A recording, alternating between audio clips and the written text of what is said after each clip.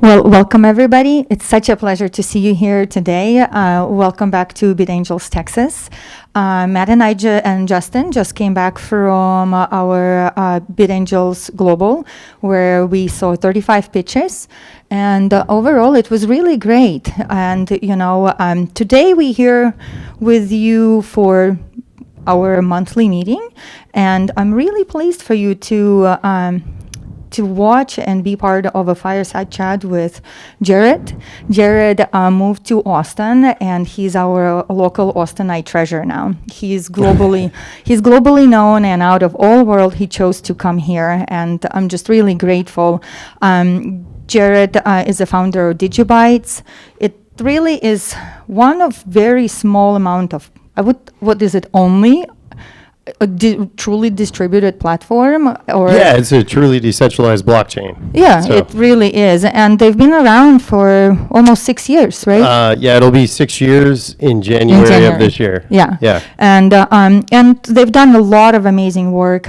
This January, Jared and we had an interview, and we talked a lot about interesting things.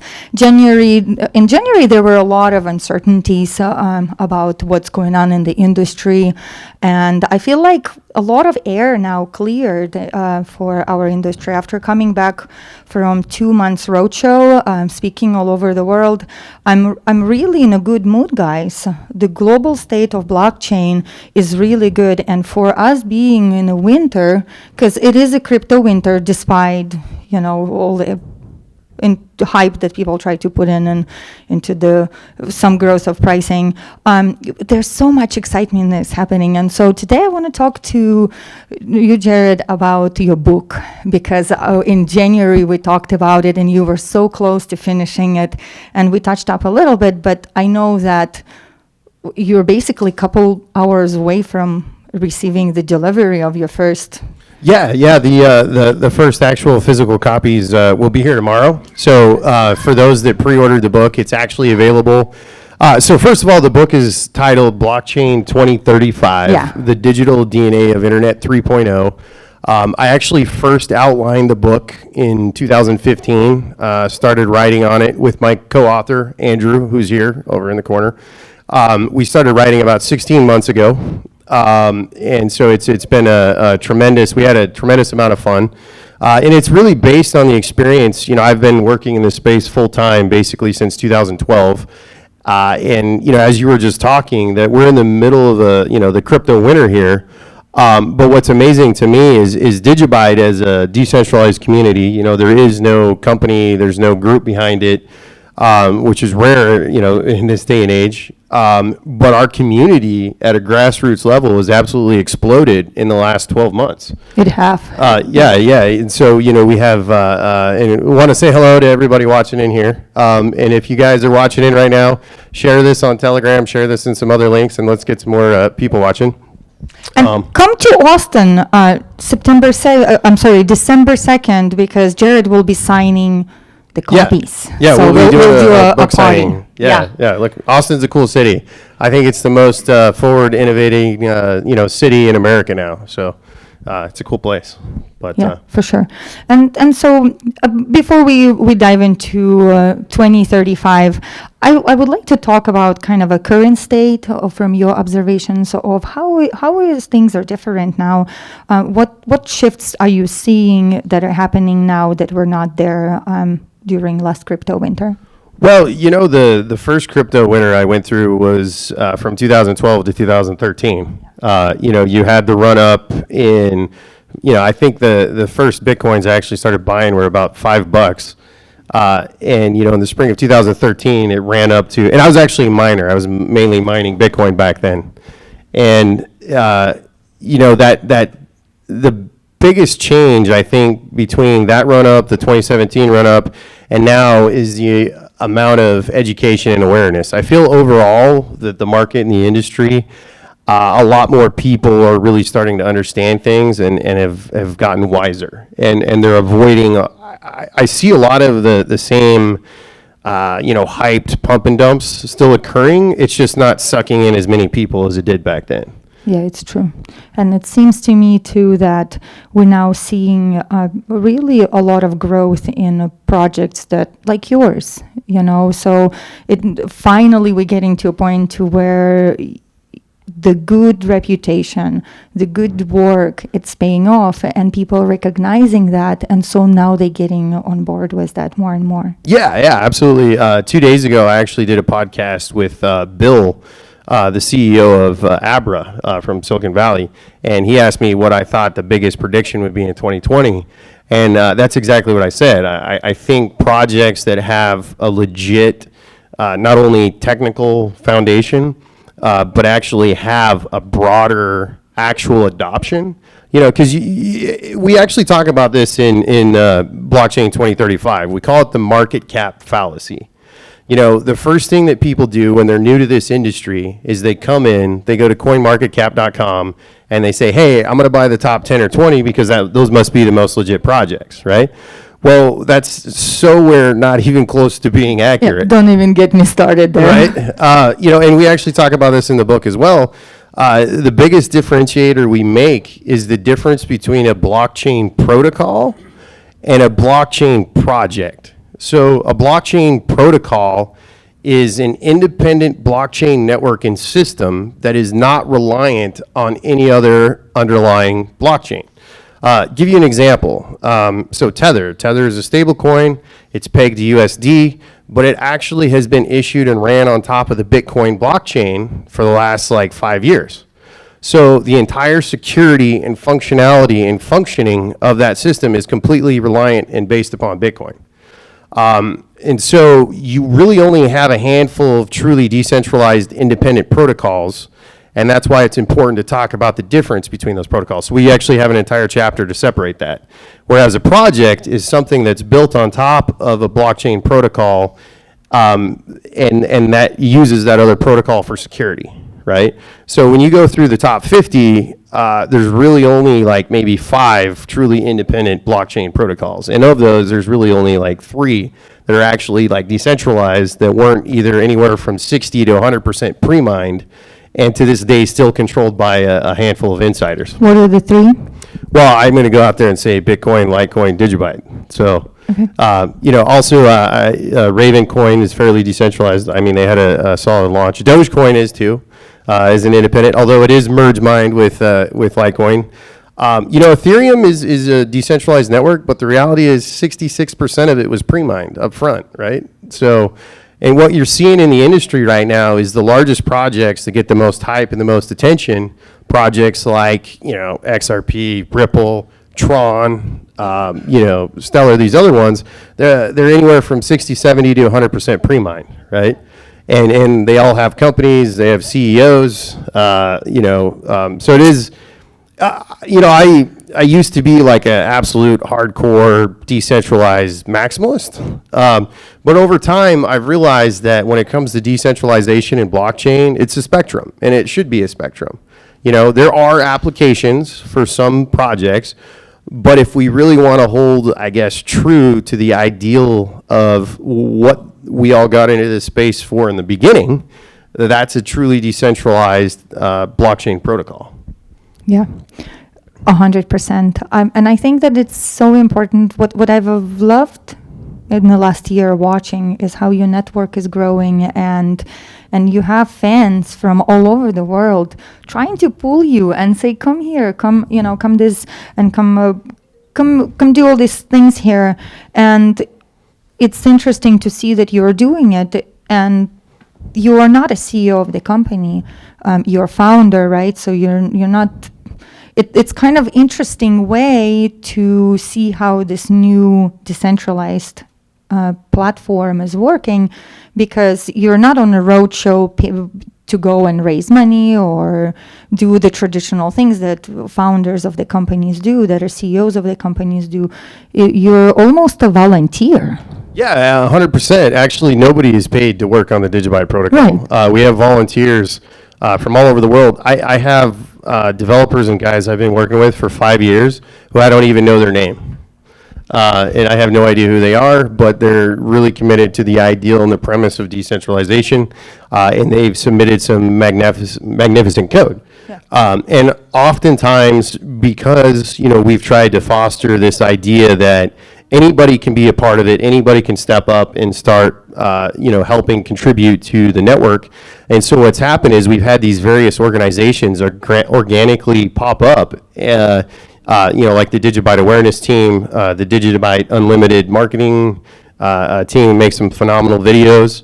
And when I come to find out, a lot of these people, they're professionals in their industry, and they're doing this as a side project because they believe in the idea. So it's really cool to see. It's really fascinating. And, my thing is, a lot of times I've even at conferences been introduced as a CEO, which drove me nuts. I'm like, no, I'm not a CEO. I don't manage any employees. I don't and one of the things a lot of people also think is like, well, if you're the founder, you must be, worth hundreds of millions of dollars. That would be nice. That would be nice. Yeah.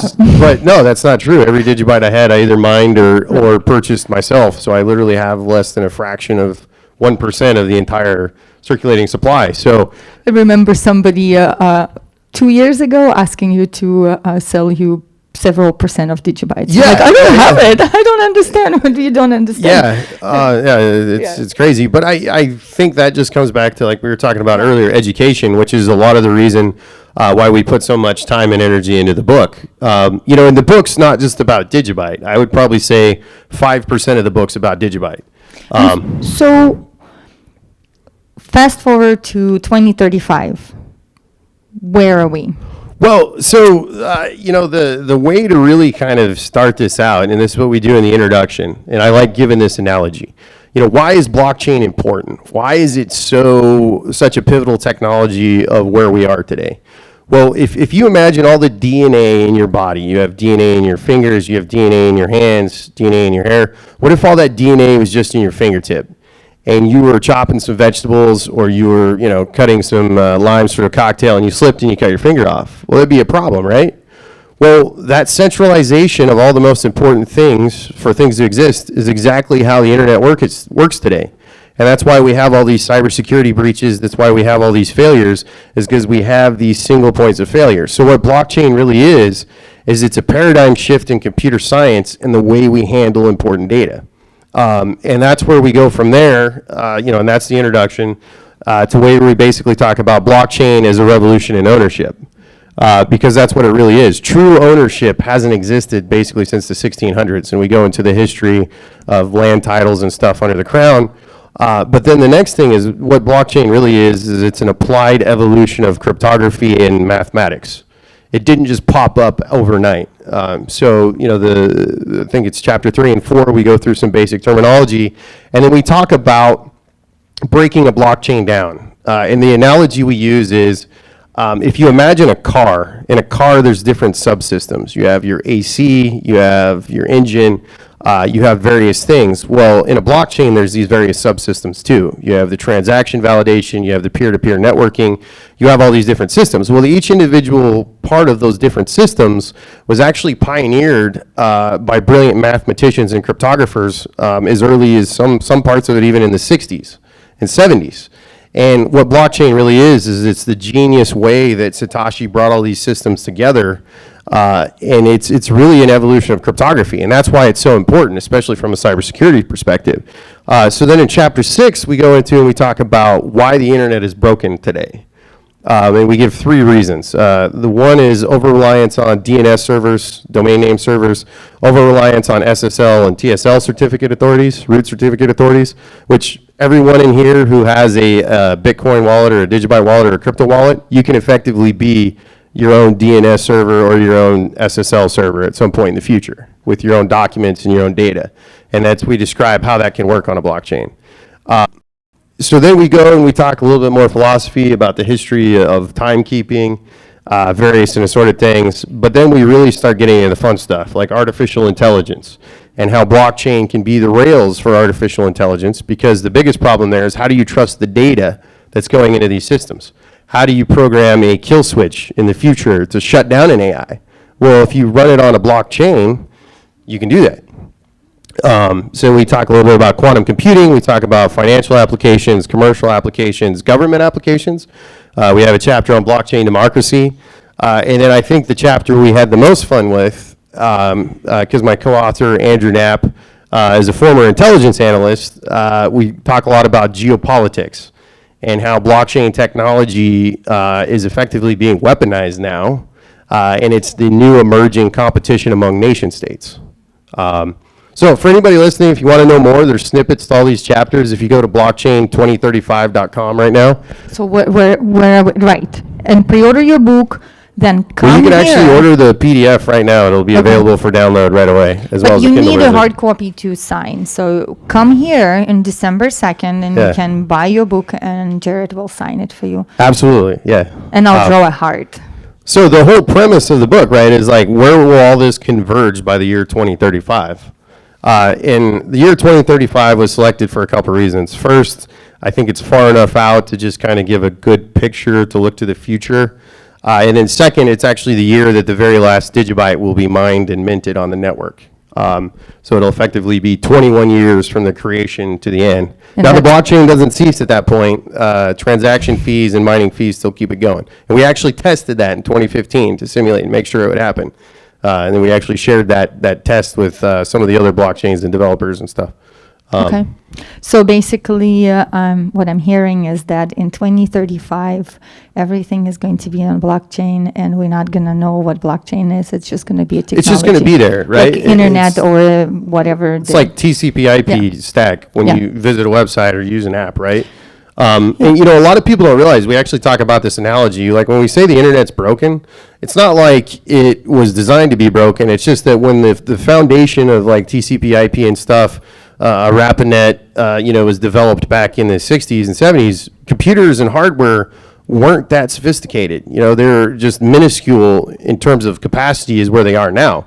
So all those systems that were built, we like to describe it as like a bridge, right? If you imagine a bridge that was built in the 1800s, it was built on some, you know, like a sandy rock layer. It wasn't very stable with some timbers. So it was kind of, you know, old and a little rinky-dink. Well, over time, you know, they went and put asphalt over the top of it, and then they put new paint. You know, so from the outside, it looks pretty and nice, but the foundation is just slowly crumbling underneath. And that's how our internet works today. And that's why we have such a problem with all these cybersecurity vulnerabilities. So, you know, I think I've said this numerous times, but properly applied blockchain technology can fix 90% of today's cybersecurity vulnerabilities with the internet. And I think that's the real kind of home run with this technology, right? And so I feel like I kind of like went into things, but for those that aren't familiar with Digibyte, Digibyte's a fully independent blockchain that was launched in 2014. It's 40 times faster than Bitcoin, so it has block times that are about 15 seconds. We have 5 independent mining algorithms that have difficulty adjustment that's basically real time.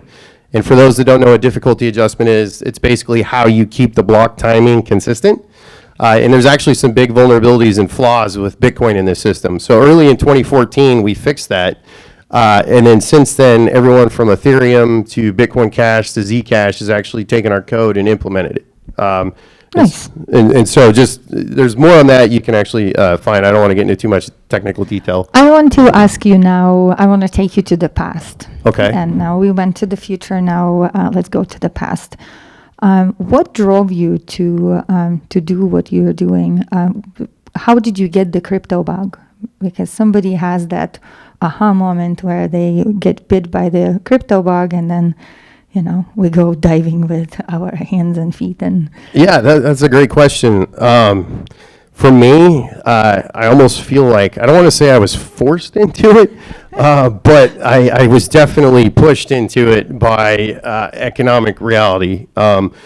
So I guess to start and go a little bit back to my childhood, I was very fortunate and very lucky. My mother was actually a computer scientist for the U.S. government, and she was that first era, like the same age as Michael Dell and Steve Jobs and that whole group, right? And so as a kid, she actually taught me how to make a website, I think when I was 8, and build a computer, you know. So by the time I was a teenager, I was getting into all sorts of nefarious things and you know, exploring things. So I was very good. I could code. I was building websites even as a teenager. So by the time I went to college, I actually worked for the college, and I was doing ResNet and the IT guy, and then I was also freelancing, building software for companies, and I realized I'm probably going to be able to make way more money doing this than I will be able to do anything else. So, but at the same time, it wasn't my first passion. My first passion was actually flying in aviation. I remember you mentioned that. Yeah. So I actually in 2006. I joined Army ROTC, and I actually spent basically 3.5 years going through officer training, and basically in the Army until 2008-9, and the financial crisis happened. And because I'd had eye surgery, so I could pass the medical flight board, and then basically because the financial crisis was unfolding, I was contracted to the Idaho National Guard, which, for those that aren't familiar with the military, there's like 4 armies within the Army in the United States. Anyway, I basically was forced to drop out going into my senior year. And here I was, a college dropout trying to go get a job, and during the middle of the biggest financial crisis, since the Great Depression, so nobody was hiring. It was a very rough, I guess, point in my life. And then my dad broke his neck and both of his arms. And being from a very remote place in the middle of nowhere in Idaho, that's where I'm from originally. Actually, my hometown is so remote that the U.S. government tested the first nuclear reactor on it in 1955.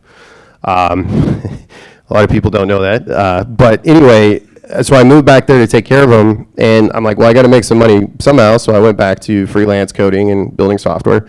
And I had a problem one day in 2012, and I was, for those that are tech, they'll know this, but Stack Overflow, it's like your best friend, because you can basically find any answer to a lot of problems, because the chances are somebody's had the same problem before you are. And I was having this problem, I can't even remember what kind of software it was, but basically this guy gave an answer, and it worked. And another guy was like, hey, thank you, this really helped me. And the guy that made the original answer was like, haha, no problem, you can pay me in Bitcoin. And I was like, what is Bitcoin? And that's where it started. And that was 2012, and this is what I've been doing ever since. So, when I first went through the code, I was just blown away. I was like, this is I think it's actually the most forked project on GitHub at this point. I don't know that for sure, so don't quote me on that. But it's just completely, it's like we were talking earlier. I'm blown away by the smart, talented, brilliant people that have been drawn into this space, even in the last 12 months. It seems like most people don't really care. Like, everybody's in agreement. The biggest change from 2017 to now is I don't see anyone disputing the fact that this is the future. Yeah. If we go back to 2000. And there's less talk about all the speculation. Right. Which is really pleasant as well. Yeah, whereas you go back to like 2014 and you tried to share Bitcoin with somebody and they're like, oh, you're Silk Road. Yeah, you're gonna buy drugs, like you're gonna finance terrorists, you're gonna, money laundering, and you're like, no, that's so much more than that.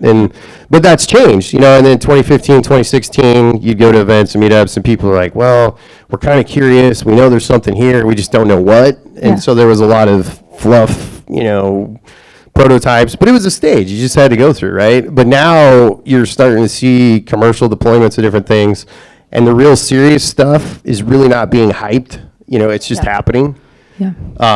Which is super cool. Like we've one of the projects I'm really excited about, we call DigiID, which, going back to everybody using a blockchain wallet, your private keys can be used for much more than just signing a transaction.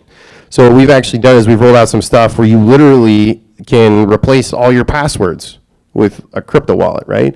And you use those private keys to authenticate yourself. And so it's getting a lot of interest from corporations as well as governments, especially in like Europe. I know that there's some really cool stuff. And then I've actually been in contact with some various government people that are interested in this as well. So it's a really exciting time. Like I think it's tremendous. I mean, it's become my passion. It's become my life.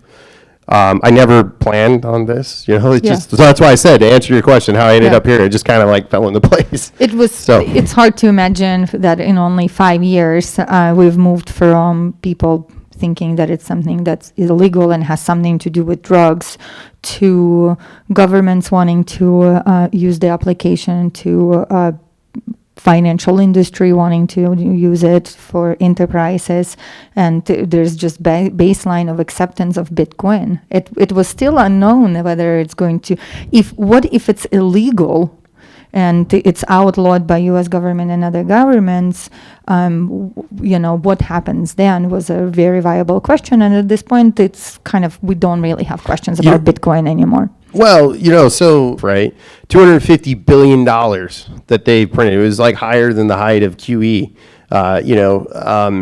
There's something happening in the world's financial system. I think everybody can see it. Everybody knows it. And one of the things that really drew me to blockchain technology was this was a way that we could transition to a new, better system in a non-violent way without, complete anarchy and blood in the streets, right? Yeah. But I do believe as that system starts crumbling more, you will see another wave of governments cracking down.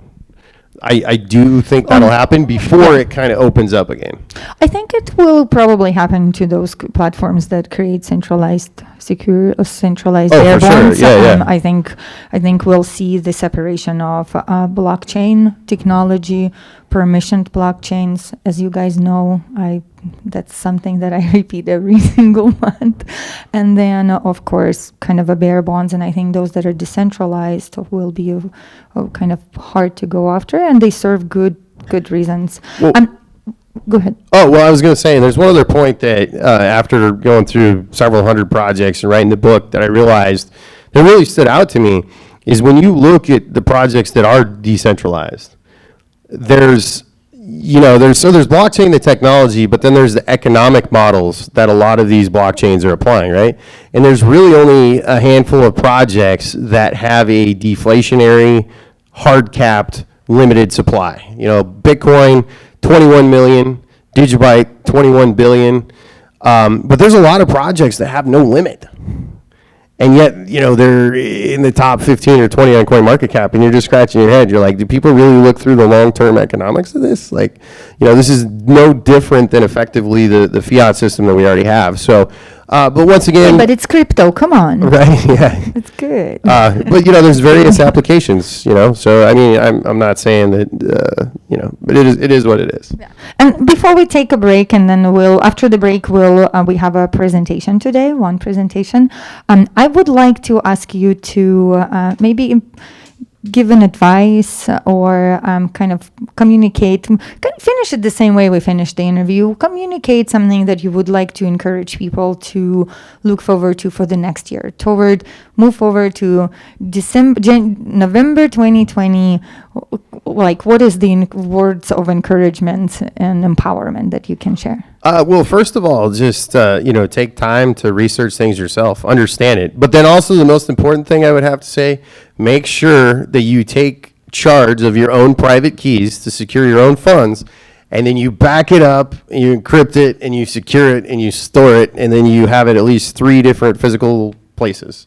Whether it's because the worst thing that I've experienced over the last 5-6 years is the stories when somebody approaches me, hey, my computer died, and Digibyte was worth nothing back in 2014, and now it's, it was 30,000% in 2017 or something crazy, and like, I don't know where it is. I'm like, I can't help you. Like, I can't hack the chain. Like, that's the whole point. I don't know where it is either. Yeah. I mean, taking charge, understanding it, and that's really the fundamental difference. And I think that's the educational hurdle that people have a hard time getting over.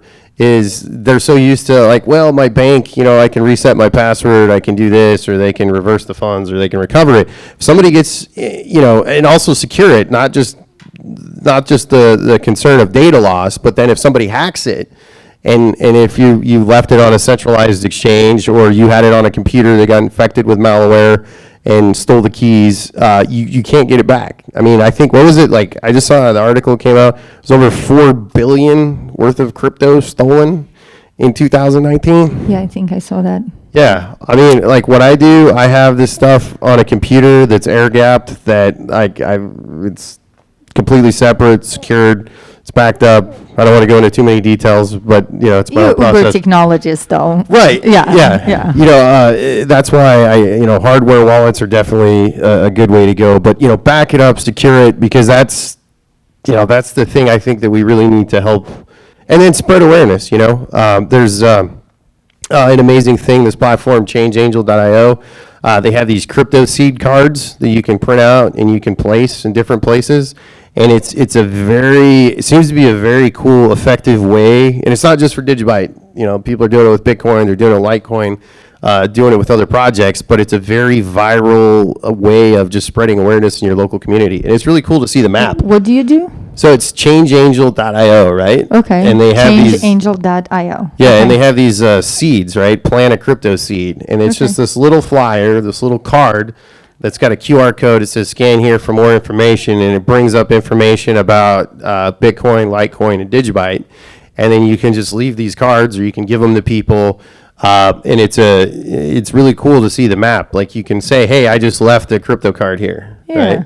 Or a crypto seed. So plant the seed and help keep spreading. And harvest later. Yeah. So it's a very grassroots way. It's really cool. That's back up your private keys.